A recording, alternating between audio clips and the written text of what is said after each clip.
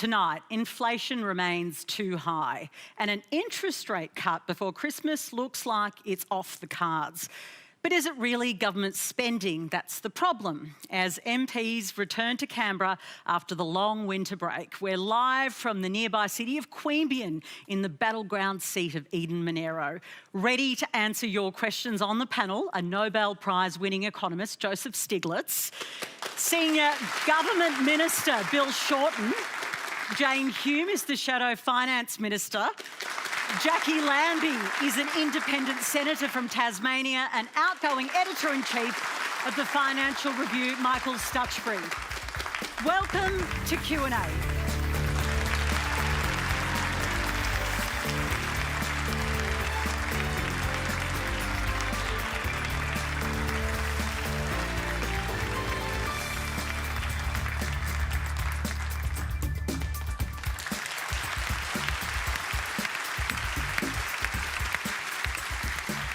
Hello, I'm Patricia Carvelis. It's so great to be back with you tonight with Q&A, and welcome to Season 3 of Q&A. Coming from Nambie and Ngunnawal lands here in Queanbeyan, New South Wales. You can stream us live across Australia. Our first question tonight comes from Megan Tho. Hi, Megan. Hi, I'm a mother of 3 from Canberra. Both the monetary and the fiscal policies are weapons for tackling inflation. Do you think the government's cost of living spending is having the opposite effect and causing interest rates to be higher for longer and causing more pain for households? Bill Shorten. Thanks for your question, Megan. And I've got no doubt you and so many other people are doing it tough at the moment with sticky inflation at about 3.8%. So I appreciate you raising an issue which I think is on a lot of people's minds. Going to the specific question you asked, is the government expenditure pumping up inflation or is it assisting people? It's doing the latter more than the former. So in other words, no, I don't think it is. Our economy in Australia is roughly $2.65 trillion. The net extra government expenditure from the Commonwealth in the budget was about $10 billion. And whilst that's a lot of money, $10 billion extra, it's going in Medicare services, it's going in relief, tax cuts. So I think on balance, we're trying to navigate a better situation. When we came into power 2 years ago, inflation was 6.1%. It's now down to 3.8%. We would like to get it further down because people are doing it tough. But the danger is if you keep interest rates up too long or if you suddenly withdraw a whole lot of government expenditure, you could actually push us into more diabolical recession-like circumstances. So you're worried about a recession? You know, I don't want, I think the path to lower inflation shouldn't be at the expense of tens or hundreds of thousands of jobs.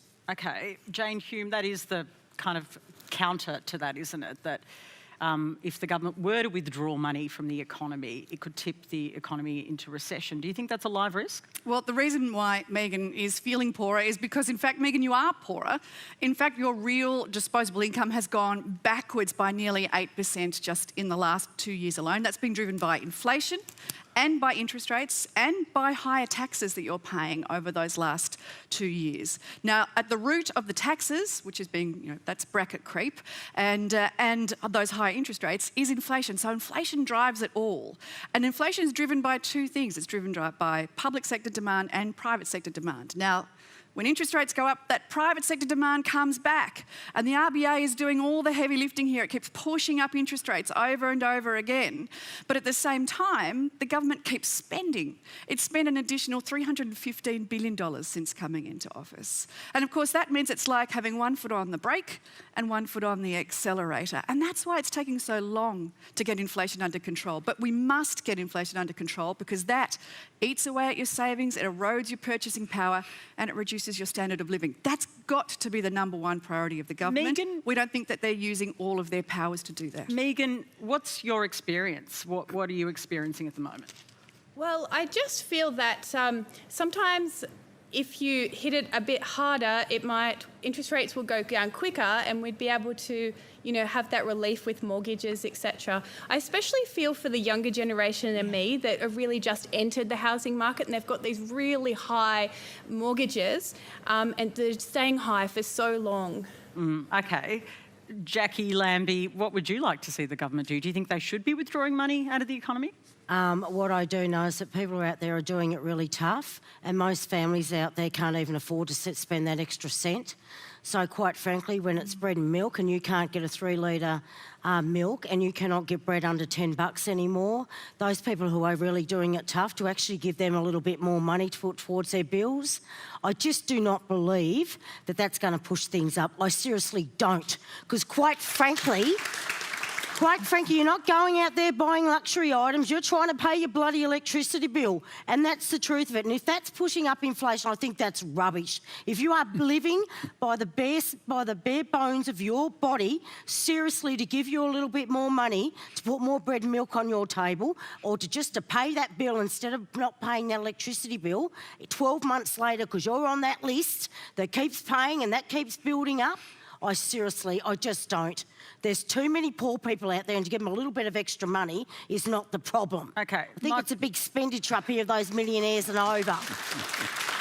Michael Stutchbury, we've heard that argument from people and the government themselves saying they're trying to give people some cost of living relief because they're doing it tough. That is a conundrum, isn't it? Is it really pushing up inflation?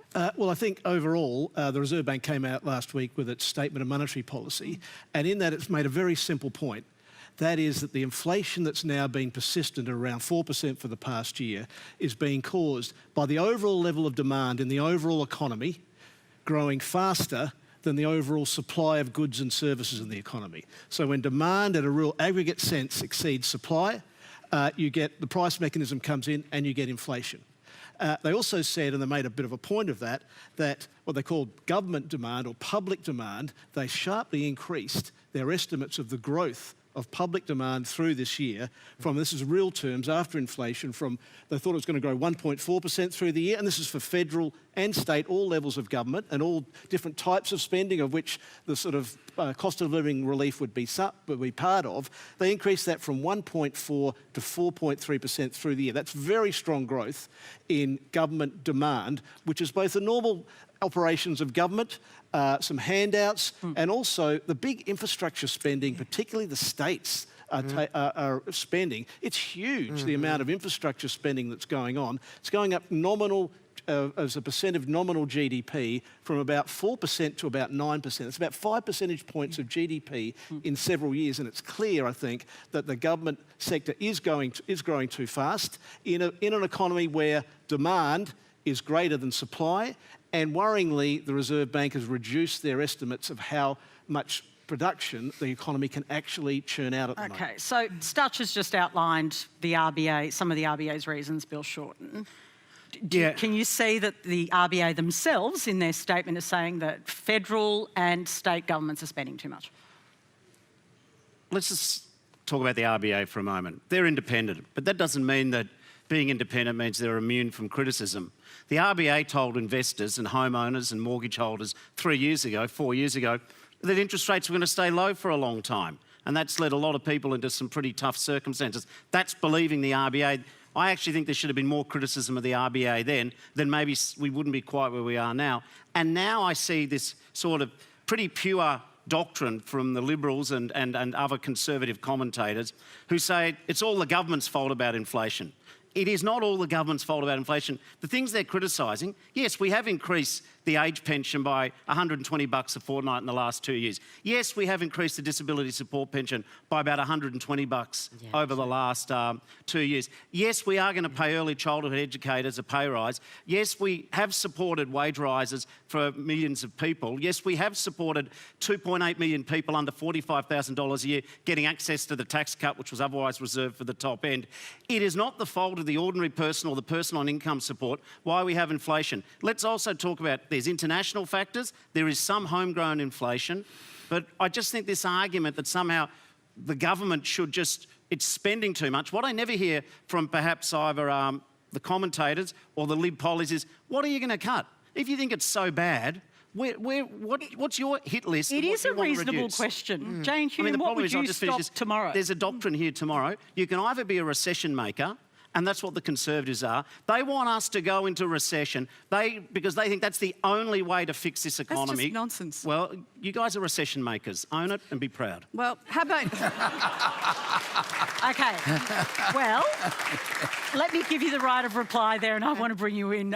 He is a Nobel winner. I reckon he might have something to say. But Jane Hume, are you recession makers? Well, what about $2 billion on the suburban rail loop in Victoria?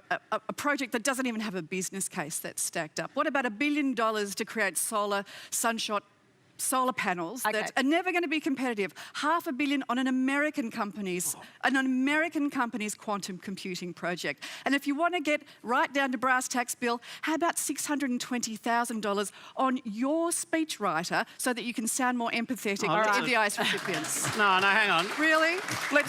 Governments are attack a spending too much. mature-age woman writer for getting a contract which had nothing to do with the politicians. How about... You're better than that, Jane. And if you want to go I there, am. what about the money you wasted on the very rich companies during about... COVID? We'd like some of that back in an ideal world. Get that back.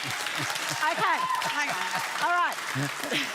Bill, even if inflation isn't all your problem, isn't all your fault, it absolutely is your problem, and you're not doing enough, and people are paying more for longer and higher mortgages for longer because you have not tackled inflation. Let me bring in the professor. Okay. So who's responsible? Too much government spending? Is that why we have inflation in Australia? No. And let me look at it at a global perspective. You know, every country around the world is having inflation. And that gives you a perspective that something else is driving inflation.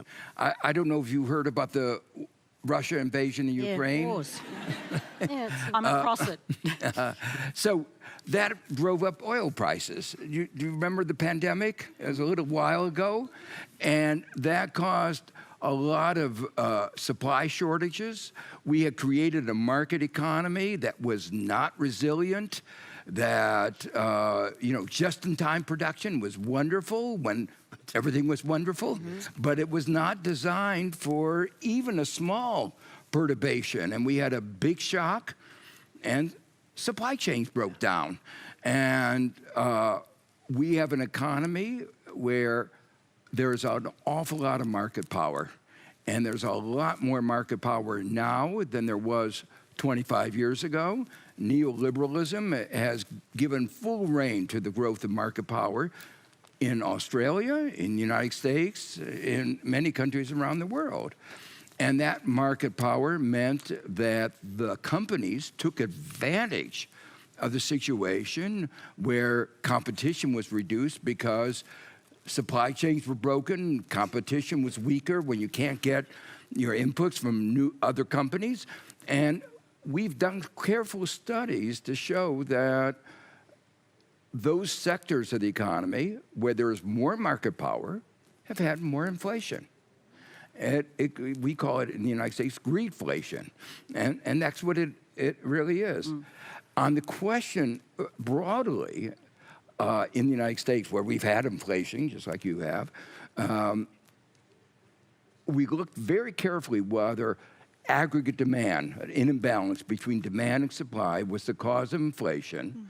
You look at the timing, you look at where the inflation is, what goods prices went up. It's unambiguous. There is no doubt that it is not caused by aggregate demand, excess government spending. Government spending did exactly what you said, Jacqui, that we actually can see how that government spending in the pandemic protected people. That when we gave that money out, we could see the day after that money check arrived, people went out and bought food and they bought the things that they needed. It wasn't luxuries. So we know how much that spending, it wasn't perfectly designed, but the pandemic didn't tell us, 6 months notice, figure out what to do. It came, and we had to react quickly, and we reacted pretty well on average. Okay. I've got another question on we've been overwhelmed by questions on cost of living, and I want to bring Philip Irvine in if I can. Philip, it's your moment. Now, Philip, if you could just outline what you're concerned about, just tell us about your situation. Well, I'm a self-funded retiree, And my situation's really good. Yeah? Hardly anything noticeable in the change to my lifestyle. Yeah. But So one what are thing you I'm certain concerned about then? Because you're doing what I'm well. concerned about is intergenerational inequality, generational inequality. I've got 8 grandchildren. We had a good start in life. I've managed to give my kids a pretty good start in life as far as getting houses and all the rest of it. For my grandchildren, house prices are unattainable. Okay, that's a really... So you're concerned about intergenerational inequality. That's right. And you feel like you've won the lottery of life? Yes, I have. Yeah. My start in life was good. Plenty of jobs, tertiary education paid for by the government. Went into a job, good, strong superannuation. It was in the private areas where I could have worked. There were superannuation schemes with the big companies. Everything was set out. Our first home unit, $22,000, and we borrowed the lot. Oh, wow. Okay. I think the environment's somewhat different. It certainly is. Philip, it's an interesting question. So you're worried about intergenerational unfairness. That's a big thing that keeps coming up, Michael Stutchbury. Is that an issue? Is that something that governments need to tackle? I think I've just first got to say on Joe's thing, the idea that corporate power has got much more powerful, corporates have got much more power in Australia over the last 20 years is nonsense. I've come from the traditional media company. There's no corporate power in a traditional media company. It used to be. Department stores used to be through the internet. Where they've had to downsize. They can't make profits, a lot of them. Department stores used to be very powerful. Department stores have no power now. Big car companies used to have power. There's no cars being made in Australia because they got competed away by imports. The Australian economy is much more open. There's much more competition than before. Meta and Google are really powerful. Well, I'd say big tech are a special. Thanks. Big tech is a special case, which is worth discussing with a whole range of things. But overall, the idea that inflation is being driven by the big supermarkets with their very small profit margins, I think it's just not shown by the fact the Reserve Bank, who are supposed to look after inflation, in their big reports, they debunk that. So does the Federal Treasury, and in their report, and they specifically produce graphs that show it's not true that corporate profit share has increased in a way that can increase inflation. But I'll go on to intergenerational fairness, because Australia is a very wealthy country, and I think Australia doesn't quite realise how wealthy we are. The Deputy Governor of the Reserve Bank, an Englishman from the Bank of England, came out and he pointed out that Australia's per capita GDP is like 30% higher than the UK. It's higher than Germany. It's higher than Sweden. And Australians don't quite understand, I don't think, or appreciate what a wealthy country we are. It's also relatively evenly distributed, or not. You know, there's obviously inequalities in Australia. There's a lot of people doing it tough, and not doubting that. When you have a cost of living squeeze, a lot of people will do it tough. But overall, we're a rich country. Intergenerational mobility in Australia is one of the highest in the world, as it should be for a frontier migrant economy. I think the intergenerational question comes down to one of housing now, and what to do about the housing market and how to fix that. So and do we need big changes on that? Well, I think clearly now at the moment, the inflation problem means that it costs much more to build a house in Australia than it does to buy an existing house. So you can't make money. It's hard to make money now building new houses, and that's why a lot of the builders are going broke. So we've got a high cost base that's got to come up. We've got to get that down, or the price of existing houses have got to go up. There's a big supply side constraints on just building houses in our big cities. It's hard to retrofit much more higher density housing into our big cities. Okay, Bill Shorten, I want to bring you in on intergenerational fairness. And I think Philip already wants to get back in. Philip? Come on, Philip. I didn't get a chance to actually read my question. I'd like to do it. Just the last part of it. Yeah, so I'm a member of a group that certainly has increased its wealth in recent years. The value of my shares and properties and superannuation funds have increased. Last week, at the hearing of the Senate Select Committee on the cost of living, the Reserve Bank's chief economist testified that household wealth was increasing. That evidence was contested by many of the senators there, which led me to believe that they don't really understand what the problem is. Rather than dispute the chief economist's evidence, senators need to address the structural issues that have led to generational inequality in Australia. So my question is, How do you tackle the structural issues that are making our economic system unfair for many Australians? Housing certainly is the main one. All right, Bill Shorten. Philip, thanks for your question. And if you're looking to adopt a son, and I say that not because I didn't like my dad, but more that that's a separate issue. The issue is... We can turn it into a therapy session absolutely if not. you need. No, I digress. The issue is there an intergenerational, equality gap? And you were talking about, and what are the levers you have? Listen, for some people, there is not an intergenerational quality gap. If you have rich parents, if they have big superannuation account with $1 million, if they've got a couple of investment properties, then you do not have an intergenerational gap. Having well-off parents has always been a sort of useful head start in life, but I think it's now more important than ever. So I want to redefine it from an intergenerational gap to a capital gap, to indeed a wealth gap. And our younger people are doing the heavy lifting in this economy. They pay their GST, they pay their income tax, they've suffered the slow real wages growth under our predecessors. We haven't dealt with a whole lot of issues we've kicked down the road. Housing supply is one of them. Working on the climate, renewable energy is a problem. We've made it more expensive for them to go to university. So yes, here are some levers to deal with what I think is the real problem. It is not just a purely intergenerational gap. It's a class gap. It's a wealth gap. And the way you deal with it is free TAFE, reduce student debt, start investing in longer-term jobs here in this country, make things here. You could also start tackling an issue which we're kicking down the road for an intergenerational problem, which is climate. You have to open up housing supply, and that's an all of us job. State, feds, the developers. We have to, I do think, start embracing more medium density in our cities.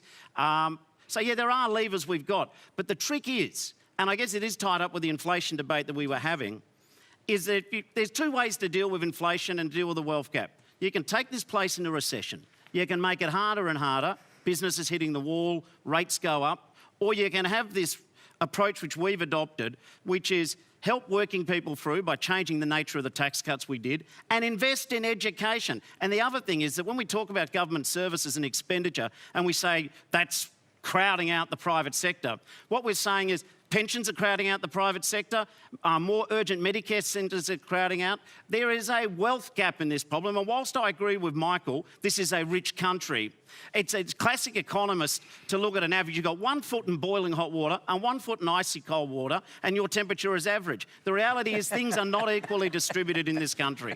Okay. Jane Hume, on that question from Philip, do we have an intergenerational problem that needs reform? Philip, I was at that cost of living hearing last week. In fact, I was chairing that committee hearing. I don't remember the Liberal senators arguing with the Reserve Bank. That's been left to the Labor guys to argue with the Reserve Bank. But you do make a good point. You make a very good point, which is that there is a generational equity issue. And I think it's on all of us. All of us are sitting up here. Every generation in Australia has said, if I work hard, if I get an education or I get a trade, if I go to university, if I get a job, if I save, if I'm not profligate and I don't go on expensive holidays, I can do well in this country. In fact, I can do better than my parents. And yet the generation that is young now doesn't feel that way. Now, that's on us. Housing is a big part of that issue. But there are other aspects too, and I don't want to sound like a broken record, but inflation is one of them, because inflation disproportionately affects those that are on lower incomes, and younger people tend to be on lower incomes, which is why it's so important that the government addresses it as a matter of priority. But housing is a part of that as well, and we do need to make sure, Bill is right, all levels of government need to work to make sure that we open up supply and also make sure that people have access to affordable housing, not just affordable housing, but they have the opportunity to buy a house as well. Take a stake in their country so that they feel, the young feel that this is the right place, the right country for them to raise a family, to get an education, to get a job, to open a business, to retire. Jacqui, Lambie, is it Yeah, so let's be honest. intergenerational wars or class wars? Which one? Well, it's both, because to be honest with you, The rich are getting richer and the poor are getting poorer. Your government, whether it's this one now or the one that was there 2 years ago, so far $4 billion in a submarine, I haven't seen one bit of it. It's waste. You are paying more off your HECS debts than what we get from royalties and gas from the gas cartels are putting back into our thing. That's where the downside is. You are paying the price instead of the people that should be paying the price. You want to talk about housing, but no government's got the guts to do what Canada and New Zealand has done and said no more foreigners buying into our country. It doesn't mean forever, but let's do a catch-up so people have a roof over their head. Why aren't we doing this sort of stuff? You know, and why are you paying for your schooling? Why are you paying for your schooling? And the inequality is simply this: the class, great, you can go and pay $50,000 at a private school. It doesn't matter whether you fail.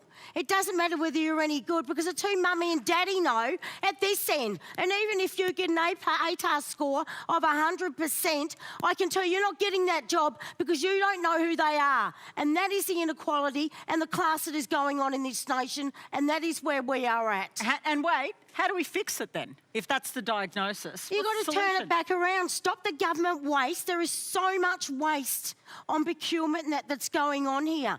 You know, turn it back around. Start making those gas cartels pay their royalties. Start making those international companies pay their tax properly, and give these guys a break, because right now, between your degrees and trying to pay a house, if you are between 18 and 30, good luck to you.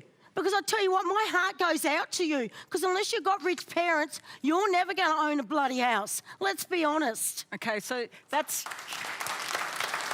Joseph Stiglitz. I watched the debate in your country as well, and this debate about home ownership is also dominating in the United States as well. It's not just our conversation, in case you thought it was just ours. It's happening there as well. Is it a case of intergenerational inequality, or is Bill Shorten's argument about it being a broader class issue correct? Well, it's both intergenerational inequality and within the current generational inequality. On the intergenerational thing, I think for Australia, things are even worse than your question hinted at, because first of all, the younger generation are inheriting a world where they're going to have to pay for climate change. Yep.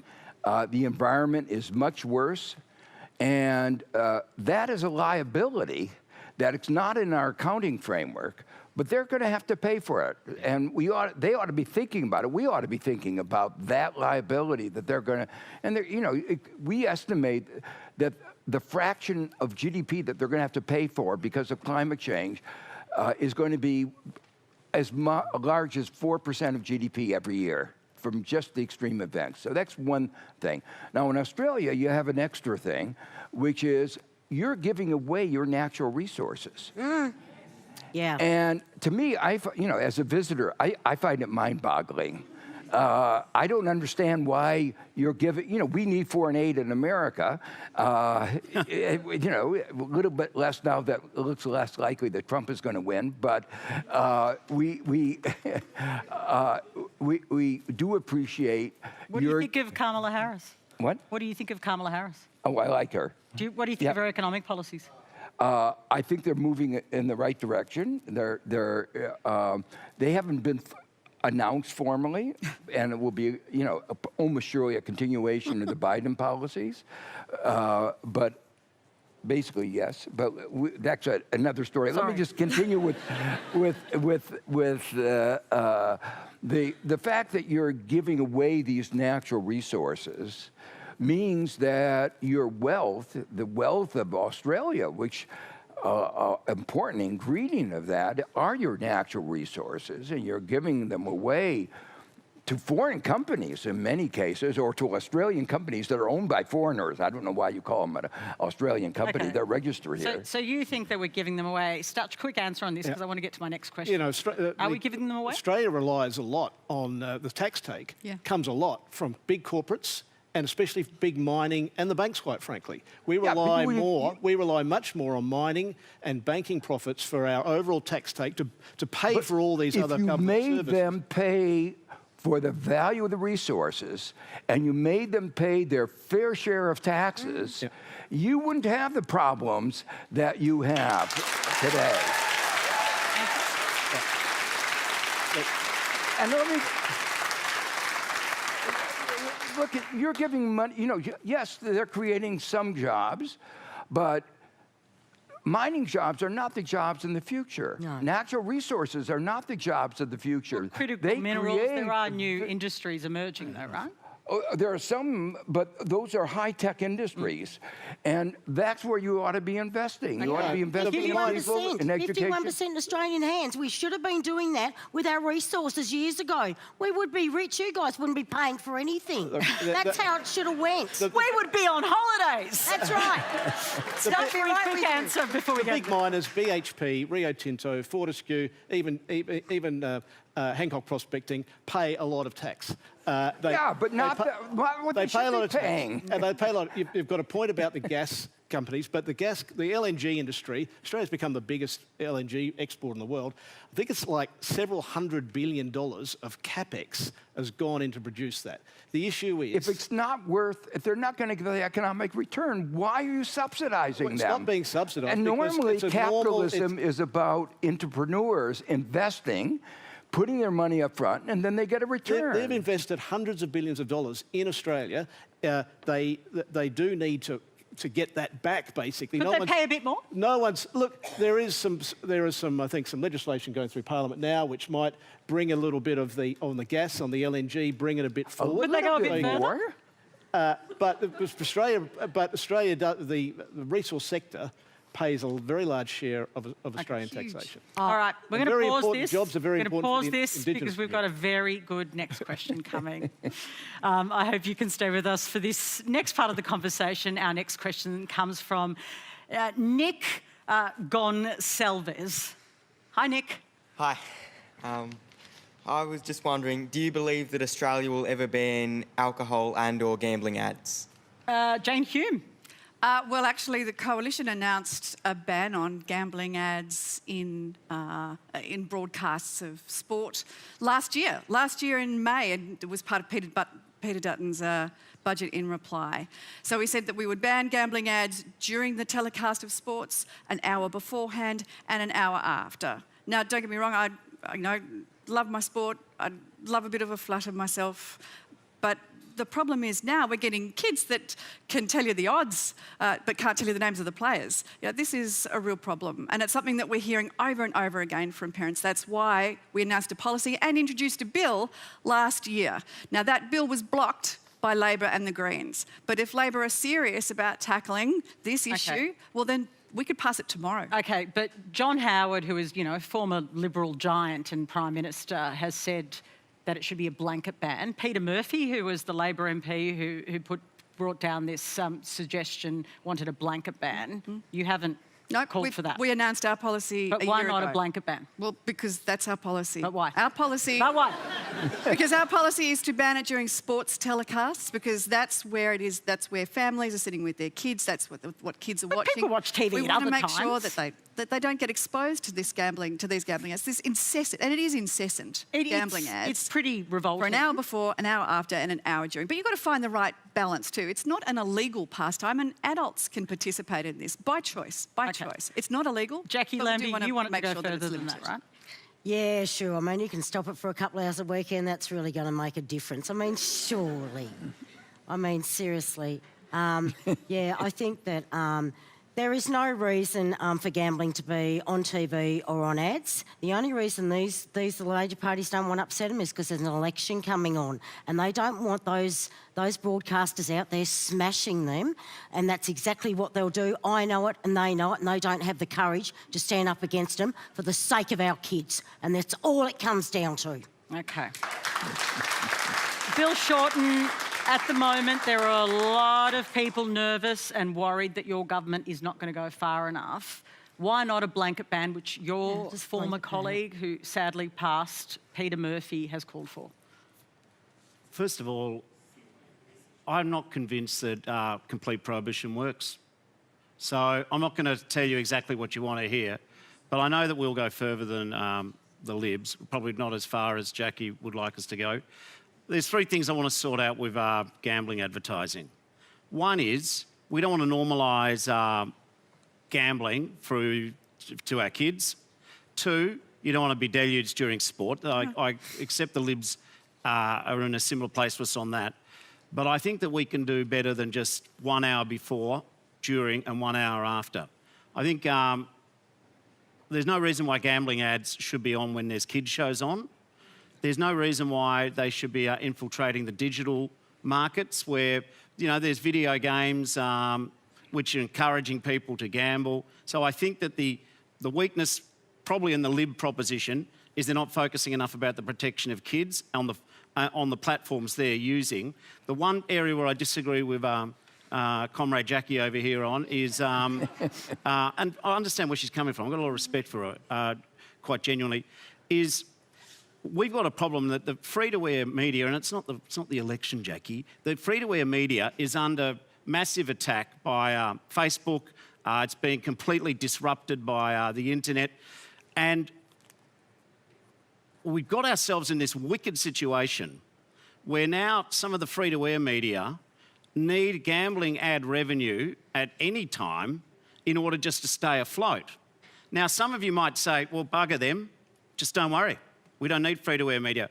And it's fair to say a lot of us don't watch free-to-air media much. You might watch it for a sporting game, you might watch it to watch Q&A, but free-to-air media is in diabolical trouble, and that is the discussion which we're not having. And so, yes, I know what I'm saying is not going to please the complete abolitionist, and I know what I'm saying is probably not going to please the sort of don't do too much. But I think what we're looking at, where Michelle Rowland and the minister's looking at, is sensible. We want to look at what's the exposure to kids, how we avoid normalising gambling, and also how do we make sure that when you watch sport. We're also doing some other work with another one of our ministers on the other forms of the promotion of gambling, the Guernseys, the Stadia, you know, and all of that too. So, yeah, I know what I'm saying sounds a bit moderate and in the middle and not tough enough for Jacqui. Yeah, but doesn't that mean no one's going to be happy with you? Well, you know what? I still believe in having a free-to-air media sector, and until I can be confident we're not going to kill all of them, because the problem is if you kill free-to-air media, what's going to replace it? And okay, I'm just going to say it. I don't want Mark Zuckerberg or Facebook in charge of my news feeds. He's not even paying the Australian media for what they report. So just as we go to a sensible solution... Michael Stutchbury, do you support that premise that the media would really struggle to survive without the advertising? As Bill says, free-to-air television is under pressure, you know, around the world. Even Foxtel now and cable TV is coming under pressure now, and news is looking to sell that. So free-to-air TV. Sports is a big part of it because of the anti-siphoning laws, so they get first take of sports. Sports becomes a big thing for them. Sports betting tends to go around the sporting contests. A complete ban for a activity which is legal and, you know, is harmless in small amounts would seem to be a bit of an extreme thing. But like John Howard says, there has been a bit of a lot of it, and you can see reasons why people are trying to pare it back. I'll just be very brief. I'm sorry to have it say go. By the way, we have done a number of things. We've banned you using your credit card to bet online. We've created bet stops. So we're doing stuff which no government before us has done. So just that's trying as a bit of a consolation prize. Okay. Joseph Stiglitz, how does that sound to you? Does that sound fair? Well, let me say two things. One, it reminds me a little bit about the discussion about advertising for tobacco products. That kill people. Yeah, they survive. And the fact is, they survive. We banned, eventually, advertising, and I think it seems to me gambling is a dangerous product. Yeah, I don't think it kills you. The second point is... It kills some people, though. Yeah, and it's addiction. It is addiction. It is tech addiction. It's socially, you know, people are making money off of people's weaknesses. The second point, though, is the concern about media, it seems to me, is a deeper problem and ought to be addressed in a more legitimate way. Facebook and Google are stealing legacy media intellectual property and not compensating. You took the lead in Australia in the bargaining code, and it set a model for the rest of the world, but you're being a little bit weak in now that Facebook says it may leave, you're not showing the resolve to really make, designate Facebook. When other countries around the world take on Facebook like we have, then I'll cop the lecture. But I'm sorry we're not the ideal, but we're at least having the argument. And I do get all the points about gambling, but I also, the trick is when you make change, make sure you're not creating other problems as well. Jane Hume, are you worried about the commercial broadcasters losing their income? I'm basking in the thanks for the media reform laws that we did with Facebook. But, thank you for pointing that out. Thank you for saying it was a good thing. Why not? Sorry. No, I'm confused. What was the question? The question is, are you, like Bill Shorten, worried about the free-to-air broadcasters losing their revenue stream? I think that the free-to-air broadcasters are worried about I know their that, but are revenue you? stream. But this is why it's so important to get the right balance. And whether gambling is harmful or not, that is an issue of conjecture, but it is legal. It is available and people do enjoy it and they can choose to do it. An outright blanket ban is not the solution. It's not the Australian way anyway.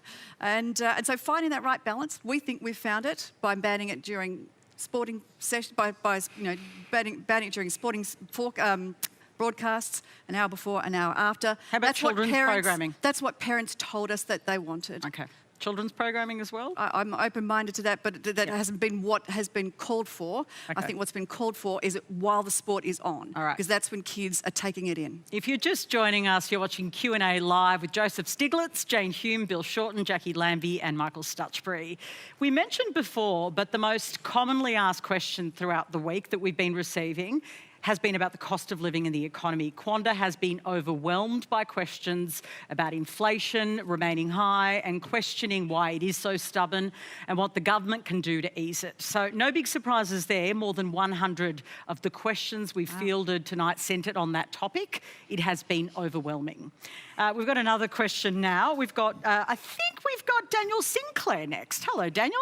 G'day. Is a recent crackdown on the CFMEU a distraction from bigger issues in our workplace and undermining the union movement as a whole? Daniel, before I get to anyone's answer on that, why is this such a big thing for you? What do you do? I used to be a tradesman in the mines, and I saw that the bargaining agreement of the employee is greatly diminished. The predatory actions of labour hire companies absolutely destroying the industries. Okay. And do you think the CFMEU needs action taken on it? No, I think unions need more power because even while I was in the workforce, you get taken advantage of very easy. Okay. Michael Stutchbury, your paper let's give more power to the CFMEU. It's been Let's make them another infiltrated. 1%er, eh? It's been infiltrated They're by criminal Excellent. criminal gangs and bikies. So I think it really needs to be totally cleaned up. The reporting that's gone on in the 9 newspapers, the Financial Review, the Sydney Morning Herald and The Age, 60 Minutes has really exposed this. Everybody knew about it. It's been going on for far too long. It's normalised criminal behaviour, intimidation and thuggery in a key industry in Australia. No doubt it's putting up the price of construction quite sharply, including housing. Bill Shorten, of course, leader of a much more credible and respectable union in the AWU, which is the enemy of the CFMEU, and the CFMEU, through its tactics, have driven out the AWU from a lot of big construction sites. We really need to see, I think, a much stronger crackdown on an organisation which repeatedly breaks industrial law, and all the federal court judges repeatedly complain that it does that as part of its business model, and now it's been infiltrated by real criminal activity which determines how the building sites run. It's a bit, Sopranos-like in some ways, and we think we really need a real substantial inquiry into how this has happened, to really draw out all the strands and also include some of the big building companies and the big developers who have been both the victims of it but also complicit in it. I think the whole dynamic of it needs to be exposed much more than what's being proposed. And a compliment there for the AWU. There you go. Only when I'm not running for Prime Minister. Thanks. Still time. There's still time. No, you want to talk about the CFMEU and unions? Yeah. Daniel, thanks for your question. That's what Daniel asked. But Daniel's concerned that unions don't have enough power. So. No, I heard him. Seriously, sorry, just on what Daniel said. You made a point that you work in the mines, so I just want to say to Joe, the resources sector still does employ people in Australia, and the jobs are quite often high-tech. So I just want a little plug that I know we've got to do everything else, but resources are still important to this country. But Daniel's going to a key issue. There's a reason why unions exist, because you don't have equal bargaining relationships between an operator, a grader operator in a mine, and the CEO of BHP. It's just not an equal relationship. So it's inevitable that people should have the right to form collective groups where all of a sudden they've got a bit more bargaining power. And the federal government respects the role of bargaining in our economy, freedom of association, the right to organise, just as employers belong to employer groups. I have to say, Daniel, what we're talking about with the administrator into the CFMEU is not about all unions. And in fact, the ACTU and most unions have supported what we are doing. So it's not as simple as saying if you want to put an administrator into a union, that makes you anti the whole union movement and the right for unions to organise. They are two different things. There was some revelations 3 weeks ago in the media, serious revelations which require due process.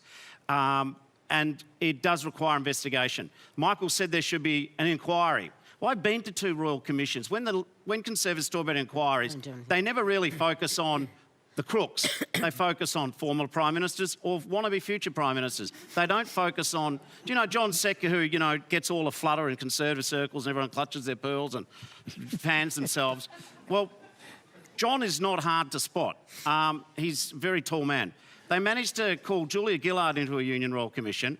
They managed to give me 1,000 questions in a Royal Commission. They just forgot to call in the Victorian CFMEU. So the inquiry path is just a bit of a political witch hunt. What we're doing with the administrator... You could do it right, mate. You could do what we're administrating, I'm sure, but with the administrators, we've got to change the culture in one union, Daniel, in some of its branches. And the reality is, whilst there's a lot of very good construction reps and they're doing the proper thing for their members, there has developed a pathology in one organisation in some of its branches which does need to be addressed. But what I would say to reassure you, Daniel, is what's motivating Labor is not unions are bad, but people who abuse their power are bad. And that can happen in a bank, that can happen in a media company, that can happen in a union, and no one's above the law. And Jane Hume, you want it to go off to an inquiry. Why won't you pass the laws through? The government says there's a sense of urgency. Well, actually, our major concern is that the ABCC, which was a body that was established to stamp out bad behaviour on construction sites, when Anthony Albanese first came to government, the first thing he did was abolish that body. The first thing he did. Now, no one was asking for that. No one was asking for that, other than the CFMEU.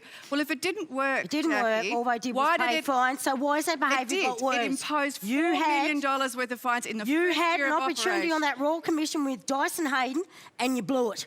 That's what happened. You could have stamped this out years ago. The ABCC was a recommendation of the coal. That ABCC just fined them. They've got heaps and heaps of money, Jane. Those fines don't care. So you want to let the CFMEU just run wild? No.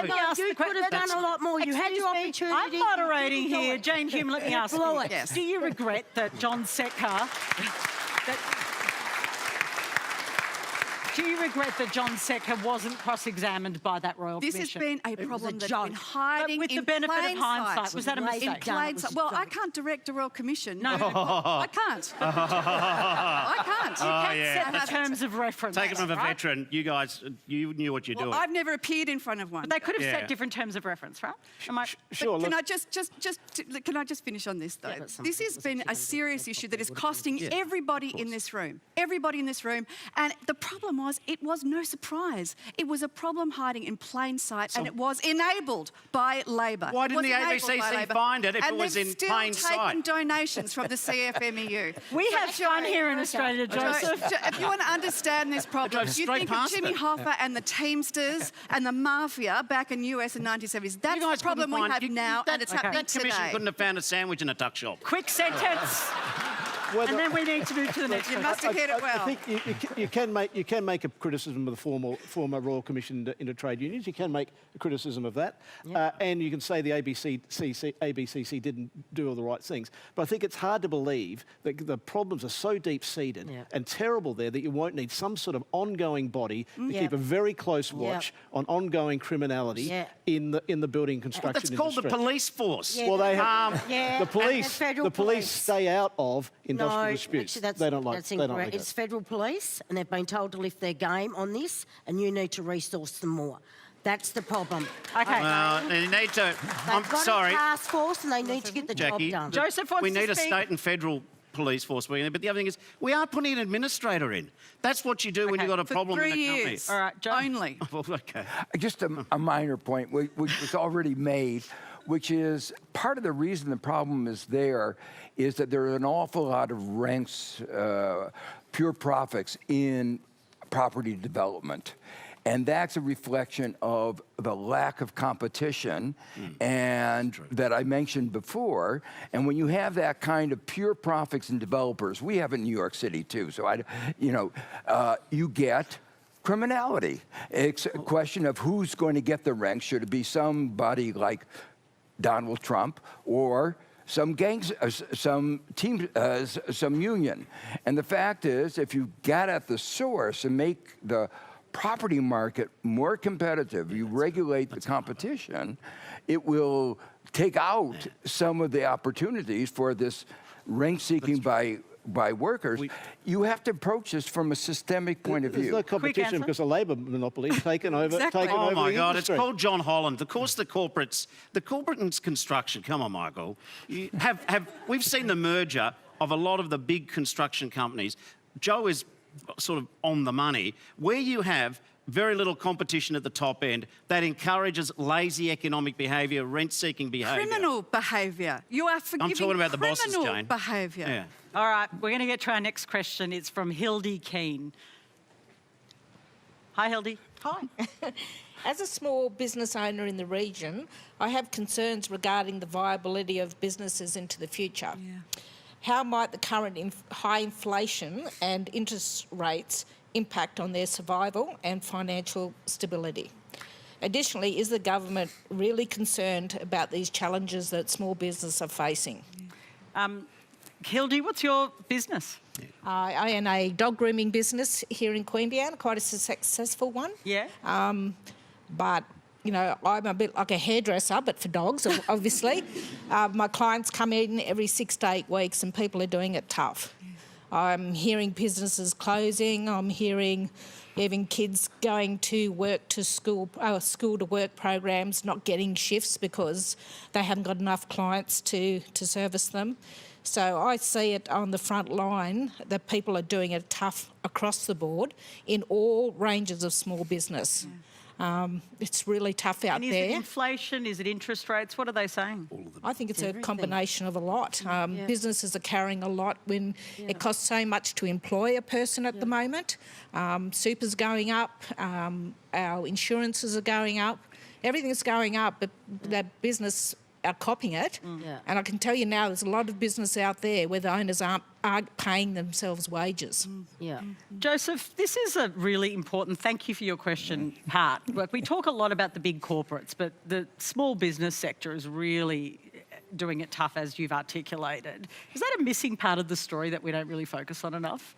What inflation, what high interest rates do for businesses and workers and business owners like that? Yes, but one has to try to keep this in perspective that inflation is not really the root of all evil. It's not really the source of the problem. Because what happens when you have inflation is that wages go up, prices go up. The real thing, actually, one of the problems of inflation right now is that real wages have not been keeping up with prices. Gone backwards. And so from the point of view of somebody hiring somebody, the labor market is actually weaker. And so it's advantageous for the small business. But the high interest rates are the real problem. And the high interest rates, you know, a lot of small businesses borrow And they have to pay not only the basic rate, but a rate well above that basic rate. And, you know, let's be clear. I meant to say this earlier, but I didn't have a chance.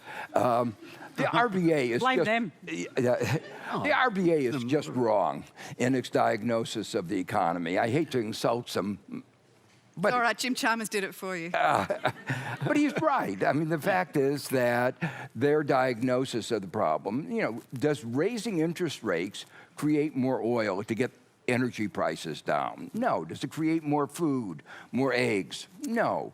Does it create more housing?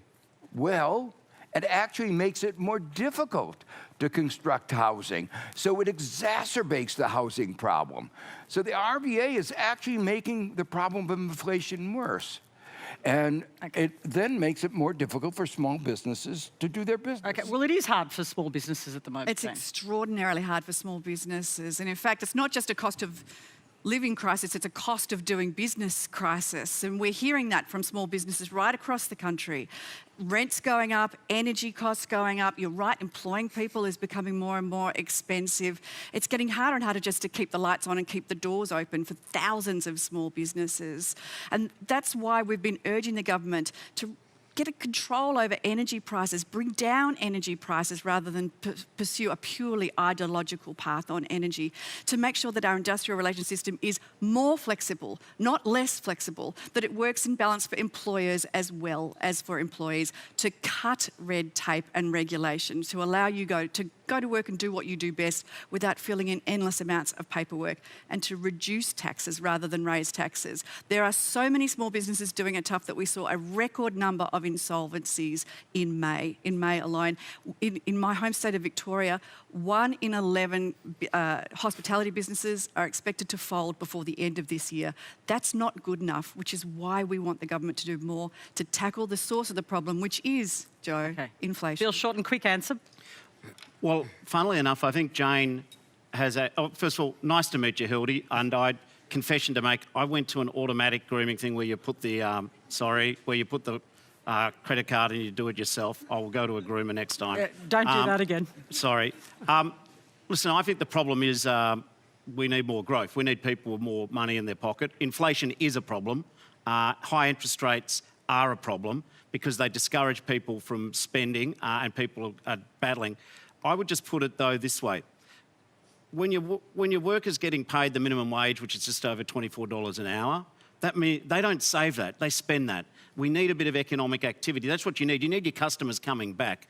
I would just say, though, that when the more conservative people say, oh, if we just keep persisting on interest rate increases, my fear is that will drive us into recession. We don't want you guys are the recession makers with this idea that if we just stop government expenditure, if we don't have pension increases, if we don't have people able to go to the doctor, that is no good. That is what government expenditure is. So, you know, we've given you some energy relief, but I know that won't touch the sides. Just a quick one from you, Jacqui, Lambie.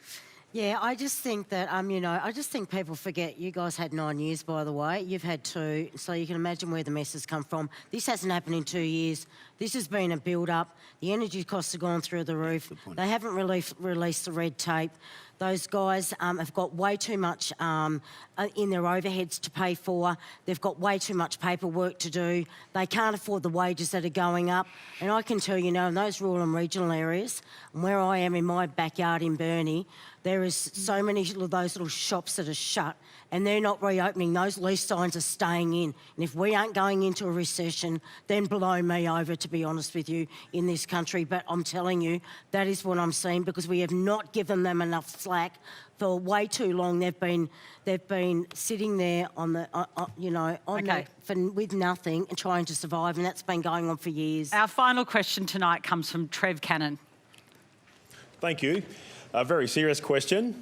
We've been talking about the cost of living and government expenditure. My question is around the amount of investment the Australian government has invested in our Olympians, and I guess generally they've performed superior, best ever. But more importantly, I guess, who is ultimately responsible for our contribution to the breakdancing event? All right, we're going to put the image on the screen. This is Ray Gunn busting a move in the breakdancing. I think we've got Ray Gunn. There she is. Okay, who's ultimately responsible? I'm just going to get myself ready in that position, and I'm going to throw it to Bill Shorten. Who's responsible, Bill Shorten? I think she got one grant for about $20,000, and they help with her airfares. She's a hero. I like her. She's brave. People should get behind her.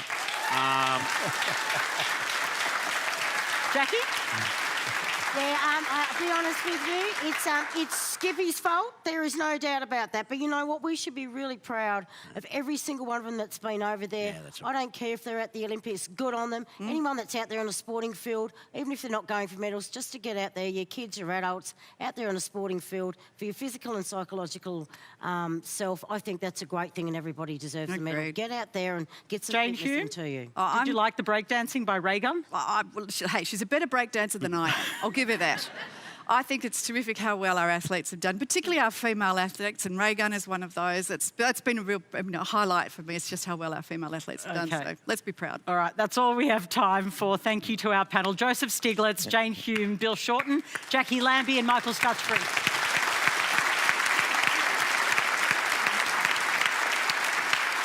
Thank you for sharing your stories and your questions.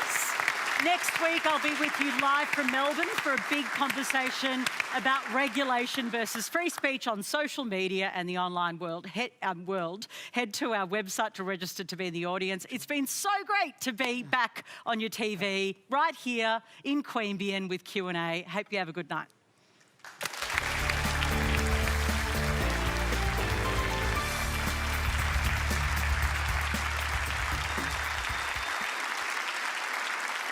From the incredible... It's one of the best houses I've ever seen. ...to the eccentric... Oh my God. ...small spaces... Oh my God. ...big ideas. That is ridiculously beautiful.